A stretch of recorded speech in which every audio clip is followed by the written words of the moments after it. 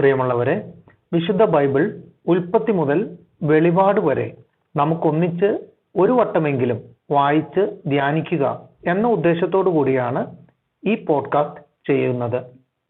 ഈ ബൈബിൾ പാരായണത്തിന് നമ്മൾ ഉപയോഗിക്കുന്നത് POC മലയാളം ബൈബിളാണ്. ഓർക്കുക, നാം വചനം വായിക്കുമ്പോൾ ഈശോ വചനമായി നമ്മോടൊപ്പം ഉണ്ടായിരിക്കും. മുടക്കം കൂടാതെ വചനം വായിക്കുന്നത് ഒരു നിയോഗമായി നമുക്കെടുക്കാം. അതിനായി പരിശുദ്ധാത്മാവേ, ഞങ്ങളെ ശക്തിപ്പെടുത്തണമേ എന്ന് പ്രാർത്ഥിക്കാം. അതോടൊപ്പം വചനത്തിലെ വാഗ്ദാനങ്ങൾ ഞങ്ങളിലും ഞങ്ങളുടെ കുടുംബങ്ങളിലും നിറവേറണമേ എന്ന് പ്രാർത്ഥിച്ചുകൊണ്ട് നമുക്ക് ആരംഭിക്കാം. ഇന്ന് നമ്മൾ വായിച്ച് ധ്യാനിക്കുക ജോഷുവയുടെ പുസ്തകം 16ഉം 17ഉം അധ്യായങ്ങളാണ്. അധ്യായം 16, എഫ്രായിമിന്റെ ഓഹരി. ജോസഫിന്റെ സന്തതികൾക്ക് നിശ്ചയിച്ചിരുന്ന സ്ഥലത്തിന്റെ അതിർത്തി ജെറീക്കോ നീരുറവുകൾക്ക് കിഴക്ക് ജെറീക്കോയ്ക്ക് സമീപം ജോർദാനിൽ തുടങ്ങുന്നു. അവിടെ നിന്ന് മരുഭൂമിയിലൂടെ മലമ്പ്രദേശത്ത് ബഥേലിൽ എത്തുന്നു. അവിടെ നിന്ന് ലൂസിൽ ചെന്ന് അർക്യരുടെ പ്രദേശമായ അത്താറോത്ത് കടക്കുന്നു. തുടർന്ന് താഴോട്ട് പടിഞ്ഞാറ് വശത്തുള്ള ജഫ്ലേത്യരുടെ ദേശത്തിലൂടെ താഴത്തെ ബെത് ഹൊറാനിൽ പ്രവേശിച്ച് ഗേസർ കടന്ന് കടലിൽ അവസാനിക്കുന്നു. അങ്ങനെ ജോസഫിന്റെ പുത്രന്മാരായ മനാസയ്ക്കും എഫ്രായിമിനും തങ്ങളുടെ അവകാശം ലഭിച്ചു. കുടുംബക്രമമനുസരിച്ച് എഫ്രായിമിന്റെ മക്കൾക്ക് കിട്ടിയ ദേശങ്ങൾ താഴെ പറയുന്നവയാണ്. കിഴക്ക് അവരുടെ അവകാശത്തിന്റെ അതിർത്തി മുകളിലത്തെ ബെത് ഹോറോൺ വരെയുള്ള അത്താറോത്ത് അദാർ ആയിരുന്നു. അവിടെ നിന്ന് അത് കടൽ വരെ വ്യാപിച്ചു കിടക്കുന്നു. വടക്ക് മിക്മെത്താത്ത, കിഴക്കേ അതിർത്തി താനാത് ഷിലോ വളഞ്ഞ് കിഴക്ക് യനോവായിലെത്തുന്നു. അവിടെ നിന്ന് താഴോട്ടിറങ്ങി അത്താറോത്തിലും നാറായിലും എത്തി ജെറീക്കോയെ തൊട്ട് ജോർദാനിൽ അവസാനിക്കുന്നു. വീണ്ടും തപ്പുവായിൽ നിന്ന് അതിർത്തി കാനാ തോടിന്റെ പടിഞ്ഞാറു ഭാഗത്തുകൂടെ കടന്ന് കടലിൽ അവസാനിക്കുന്നു.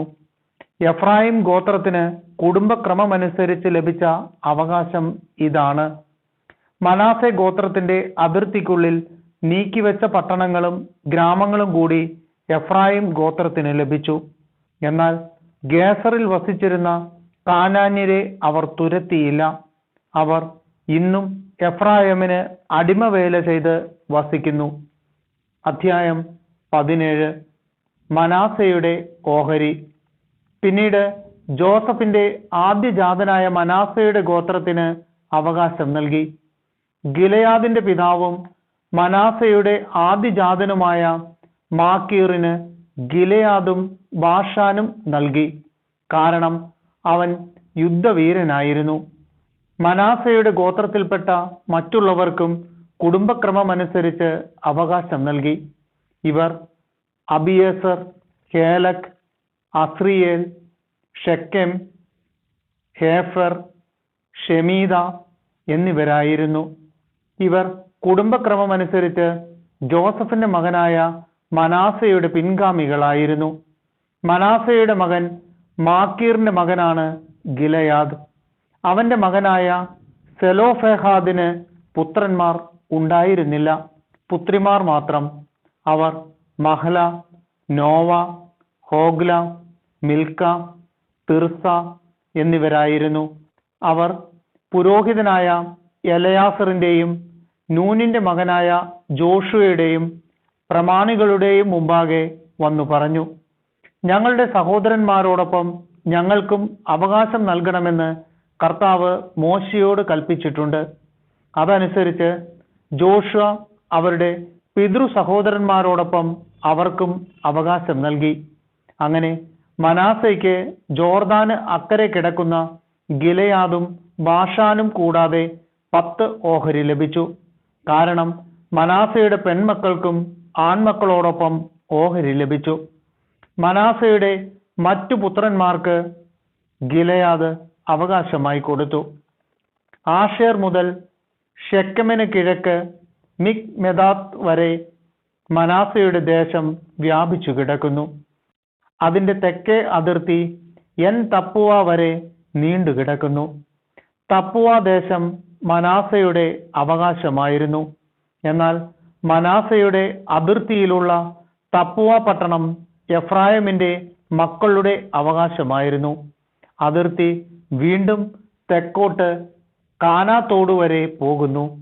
മനാസയുടെ പട്ടണങ്ങളിൽ തോടിന് തെക്കുള്ള പട്ടണങ്ങൾ എഫ്രായിമിനുള്ളതാണ്. മനാസയുടെ അതിർത്തി തോടിന് വടക്കേ അറ്റത്തുകൂടി പോയി കടലിൽ അവസാനിക്കുന്നു. തെക്കു വശത്തുള്ള ദേശം എഫ്രായിമിൻ്റെതും വടക്കു വശത്തുള്ളത് മനാസയുടേതുമാകുന്നു. സമുദ്രമാണ് അതിന്റെ അതിർത്തി.